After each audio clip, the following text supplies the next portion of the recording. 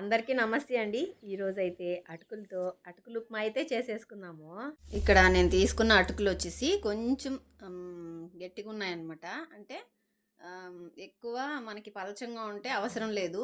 అలా మనం కడిగైతే నీళ్ళు వంచేసి తీసేసుకోవచ్చు. కాకపోతే ఇలా కొంచెం గట్టిగా ఉందనుకోండి, కొంచెంసేపు నానాలన్నమాట. అందుకోసం నేనైతే కొద్దిగా వాటర్ వేసి నానపెట్టేసుకుంటాను.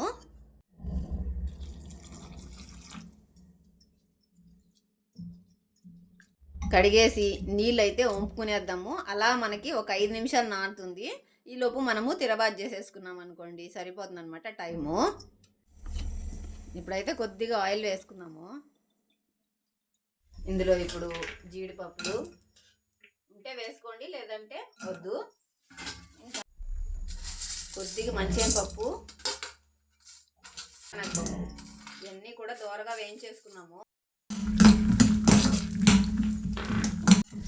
ఇప్పుడైతే ఇవి వేగిపోయినాయి, తీసేసుకుందాము.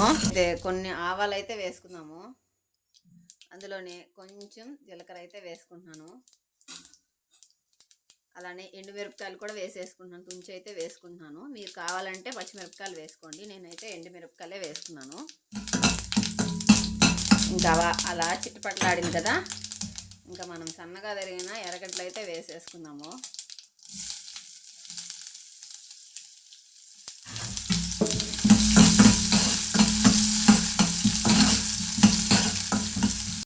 కొద్దిగా క్యారెట్ అయితే వేసుకుందాము. అలానే కొంచెం బీన్స్, అందులోనే కొంచెం సాల్ట్ అయితే వేసుకున్నాము. అయితే మగ్గిపోయింది. ఇంకైతే పచ్చి బఠానీలు ఉడకపెట్టి పెట్టేసుకున్నాను అనమాట. ఇంకా ఇవి కూడా వేసేసుకున్నాము. కొంచెం కరివేపాకు, అందులోనే కొంచెం పసుపు అయితే వేసుకుంటున్నాను. దీన్ని కూడా వేసేద్దాం ఇందులోకి.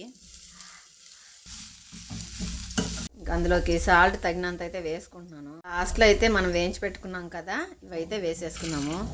లైట్గా వాటర్ అయితే వేస్తున్నాను. పెట్టేద్దాం ఒక 5 నిమిషాలు. కొద్దిగా అంత నిమ్మకాయ పిండి వేసుకున్నాము. ఇది మంచి టేస్ట్ని యాడ్ చేస్తుంది అనమాట మన ఉప్మా. అలానే కొత్తిమీర అయితే వేసేసుకున్నాము. మన వేడి వేడి ఉప్మా అయితే రెడీ అయిపోయింది. ఇప్పుడైతే టేస్ట్ చేద్దాము. జీడిపప్పు వేసుకొని మంచిగా.